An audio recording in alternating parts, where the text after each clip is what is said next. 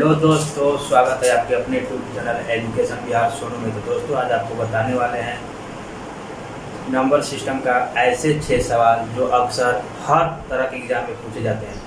चलिए दोस्तों दिखाते हैं कि कौन कौन सवाल है जो बार बार यानी लगातार पूछे जाते हैं हर एग्जाम में, जो बहुत ही जरूरी है पढ़ने के लिए आपके लिए। तो चलिए दोस्तों शुरू करते हैं। आपका पहला क्वेश्चन ये है, देखिए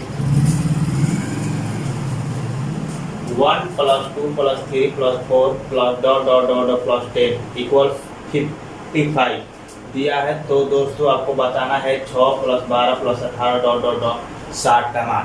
तो फाइनली दोस्तों आपको एक ट्रिक के साथ हम बहुत जल्द ही बहुत कम समय में आप बता सकते हैं ऐसे सवालों का कितना हो दिया हो। आपको फाइनली करना क्या है दोस्तों, ध्यान से देखिए। आप देखिए 1 + 2 + 3 + 4 10 55 देना है, दिया है। अब इसमें ध्यान देना, आपको मेन ये है यानी यहाँ पर क्या दिया, आप देखिए यहाँ पर दिया है 6 12 18 इस तरह दिया। आपको कुछ नहीं करना है, ये जो यहाँ पर जो दिया है बराबर 55 तो 55 को 55 लिख दीजिए और आपको क्या करना है गुणा। फाइनली आपको जो यहाँ पर दिखेगा, जो भी यहाँ पर दिखेगा बस इसके साथ मल्टीप्लाई कर देना है दोस्तों। जो यहाँ पर दिखेगा इसके साथ मल्टीप्लाई, तो इसको मल्टीप्लाई कीजिए 330 यार दोस्तों, ये आपका बन गया सवाल। देखिए कितने कम समय में ये सवाल बन गया। देखिए दोस्तों ठीक वैसे ही मान लीजिए दूसरा सवाल अगर ठीक उसी पर तपास, देखिए घबराना नहीं, आपको देखा था 1 का सॉरी दोस्तों यहाँ पे क्यू होगा 1 का क्यू 2 का क्यू प्लस 10 का क्यू बराबर 3025। तो 4 + 32 + 108 प्लस 4000 है। इसका कैसे मान निकलेगा दोस्तों? तो ध्यान से देखिए, सेम इसी तरह प्रक्रिया करेंगे, कुछ नहीं करना है। आपको ये वाला लेना है, जस्ट हमने ये वाला ले लिया 3025 गुणा का चिन्ह दिया। बोले कि जो दोस्तों यहाँ पर सबसे फर्स्ट में होगा, जैसे यहाँ पर 6 था हमने 6 मल्टीप्लाई किया था यहाँ पर, ठीक यहाँ पे जो होगा यानी फर्स्ट में जो होगा ये ठीक यहाँ पर मल्टीप्लाई करते हैं दोस्तों। तो चलिए गुणा करते हैं, तो ये गुणा कीजिएगा तो आपका आ जाएगा 12100 दोस्तों। देखिए कितना जल्दी और कितना बड़ा क्वेश्चन एकदम सटीक ट्रिक के साथ बन गया दोस्तों। देखिए दोस्तों नेक्स्ट सवाल यही है, यदि 7 क्रमिक सम पूर्णांक, ध्यान दीजिएगा दोस्तों, सम और विषम पूछता है तो आपको देखना है कि पूछता है, तो आपको ध्यान देना है कि सम पूर्णांक कहाँ है। सम पूर्णांकों का योग यानी कि कह रहा है कि 7 लगातार ऐसे सम पूर्णांक है जिनका योग 140 है, यानी कि लगातार 7 ऐसा संख्या है जिसको जोड़ देने पर 140 आ रहा है। तो पूछ रहा है कि इनमें से जो सबसे बड़ी सम पूर्णांक है यानी सबसे बड़ा संख्या वो क्या होगा दोस्तों। फाइनली करना क्या है, आपको लेना है ये 140 जो योग दिया है इसको लीजिए 140। आप देखिए कितना संख्या बोल रहा है, 7 क्रमिक आ रहा है तो 7 लेंगे, 6 कहेगा तो 6 लेंगे, 8 कहेगा तो 8 लेंगे। तो दोस्तों यहाँ बोला है तो 7, तो सबसे पहले हम 7 लेंगे और करेंगे क्या, इसको इसके साथ डिवाइड करेंगे। तो 7 में 140 में आप डिवाइड कीजिएगा तो फाइनली ये 20 में कट जाएगा। ये 20 में आपको करना क्या है, ये सबसे बीच का पूर्णांक है, यानी ध्यान देना ये बीच का पूर्णांक है। 7 को है तो आपको ध्यान रखिए 20 ये बीच का है तो इधर इसके 3 होगा और 3 इधर होगा। तो सबसे हमको बड़ा लेना है, तो चलिए 3 को उधर लिखते हैं बड़ा। तो 20 के बाद सम पूर्णांक बड़ा आता है 22, उसके बाद आता है 24 और उसके बाद आता है 26। अगर कम कहेगा तो इधर आइए 18 16 14। इसमें दोस्तों क्या पूछा है, बड़ी सम पूर्णांक। तो आपको बताना है कि इसमें सबसे बड़ी सम पूर्णांक क्या हो, तो सबसे बड़ी इसमें यही ना है दोस्तों 26, यही आपका आंसर हो जाएगा 26। अगर बोल देगा कि आपसे सबसे न्यूनतम पूछे देगा कि न्यूनतम सम पूर्णांक क्या होगा यानी कम वाला सबसे क्या होगा, तो आपको बताना है कि कम वाला सबसे कम 16 होगा। तो 16 बता दिया था, 14 होगा, ये वाला होगा, भूल हो गया 16 में लिख दिया था तो ये 14 होगा, ध्यान दीजिएगा। नेक्स्ट सवाल आपका यही दोस्तों कि जब n को 5 से विभाजित किया जाता है तो शेषफल 2 आता है। तदनुसार n² को 5 से विभाजित करेंगे तो शेषफल क्या होगा।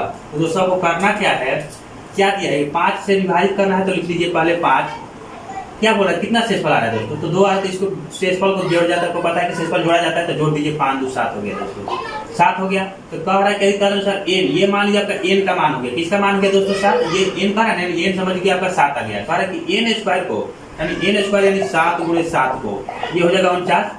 कह कि n² को 5 से विभाजित करके क्या होगा, चलिए 49 को करते हैं 5 से डिवाइड, तो कर दीजिए 5 9 45, 9 में से 5 घट गया 4 शेषफल। देखिए दोस्तों कितना सटीक है। फाइनली ये आप इस फर्स्ट तरीका से बना सकते हैं। चलिए दोस्तों तो देखिए आपका तीसरा क्वेश्चन यही है, कोई संख्या जब 175 से विभाजित की जाती है तो उसका शेषफल 132 आता है। तो उसी संख्या को 25 से विभाजित की जाए तो शेषफल क्या होगा दोस्तों। दोस्तों ये पूछ रहा है कि एक संख्या है जो 175 से अगर उसको विभाजित कीजिएगा, भाग लगाइएगा तो उसको 132 शेष बच जाएगा। तो पूछ रहा है कि अगर उसी संख्या में 25 से हम विभाजित करेंगे तो शेष क्या आएगा। तो दोस्तों फाइनली आपको ट्रिक के साथ बनाना है, आपको कुछ करना नहीं है, डायरेक्ट देखिए इसका शेषफल कितना आया है। पहले बार पढ़े थे शेषफल कितना है 132, तो फाइनली इसको लिख दीजिए 132। और पूछा कि अगर 25 से विभाजित करें कितना है, इससे तो करना है ना, तो आपको इसी से भी विभाजित कीजिए इसको। ये कटाइएगा तो ये दोस्तों 5 दान में कटेगा 125, तो 5 दान 25 ले 5 कटे 125, इसमें दोस्तों घटाइए तो ये घटेगा 7, यानी इसका आंसर दोस्तों होगा 7। तो समझिए दोस्तों कैसे करना है। बोल रहा है कि 175 से विभाजित किया जाता है 132 शेषफल, तो आपको फाइनली पहले शेषफल को लिख लेना है कि 132 आप किससे विभाजित करना कह रहे हैं, तो 25 से आपको विभाजित करना है, जिससे कहेगा कि कितना शेषफल आएगा, जिससे भाग देना है, तो 25 से करना है, तो 25 से शेषफल में भाग कीजिए तो ये आएगा, कटाने के बाद आपको 25, 5 दान 125 घटाइएगा तो 7, तो 7 शेषफल, यही आपका फाइनली आंसर हो गया ट्रिक के साथ दोस्तों। तो ऐसे ही बात बनाना है, कोई भी सवाल आकर घबराना नहीं है। नेक्स्ट क्वेश्चन है दोस्तों, 67 की पावर 67 प्लस 67 को 68 से विभाजित करने पर शेषफल क्या होगा। यानी कह रहा है कि दोस्तों इतना को इतना से भाग देने पर शेष क्या आएगा। तो आपको करना क्या है, मान लीजिए आपका क्वेश्चन हो गया, भाग करना है आपको 68 से, तो देखिए डायरेक्ट भी आंसर आप बता सकते हैं दोस्तों 66, लेकिन अभी इसको बाद में बताएंगे, पहले देखिए क्या करना है।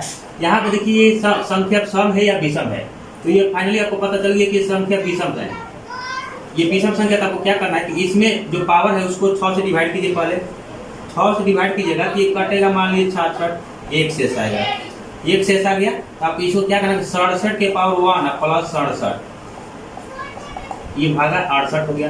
फिर इसको ऐड कर दीजिए, मान लीजिए ऐड कीजिए तो ये आ जाएगा 134 डिवाइड 168।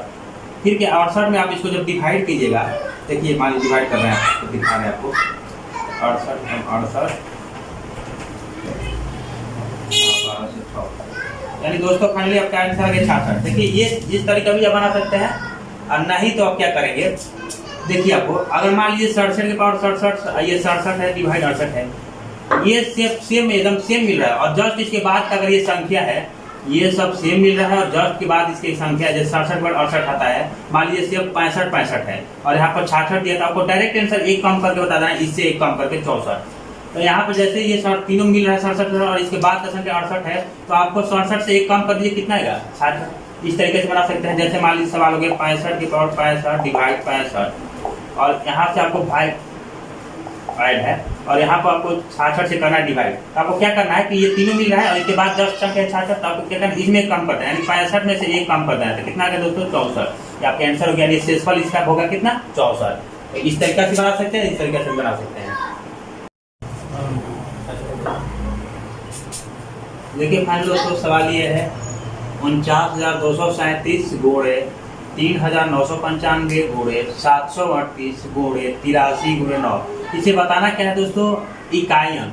जानते हैं कि जो दोस्तों तैयारी करता है रेलवे एसएससी का, ऐसे कुछ सवाल बनाता है, तो मेरा ये सवाल बताने का एक ही रीजन है, हमने क्या बोला था कि नंबर सिस्टम से जो सवाल आता है वो मेन सवाल, यानी महत्वपूर्ण क्वेश्चन, इसीलिए ये दोस्तों भी क्वेश्चन हमने डाला है। हम जानते हैं कि आप सब बना देते हैं, फिर भी हमने डाला है, जो नहीं आता है दोस्त भाई को वो समझ भी जाएंगे। तो आपको करना क्या है, आपका इकाई अंक पूछ रहा है, तो आपको फाइनली सबसे पहले सबका इकाई अंक ले लीजिए। यहाँ पे इसका इकाई अंक 7 हो गया, इसका इकाई अंक 5 हो गया, इसका इकाई अंक 8 हो गया, और इसका इकाई अंक 3 हो गया, और इसका इकाई अंक 9 हो गया। अब फिर से इसको मल्टीप्लाई कीजिए, तो देखिए कैसे करना है, 29 27, ये दोनों मिलकर 7 देगा, 8 7 56, ये दोनों मिलकर 6 दे दिया, यहाँ से 6 5 30, ये सब मिलकर 0 दे दिया, और 0 में 7 से गुणा अगर कीजिएगा दोस्तों कितना गया 0, यानी सबसे लास्ट में कितना आ गया आपको 0, यानी यही आपका आंसर हो गया दोस्तों इकाई अंक निकालने का।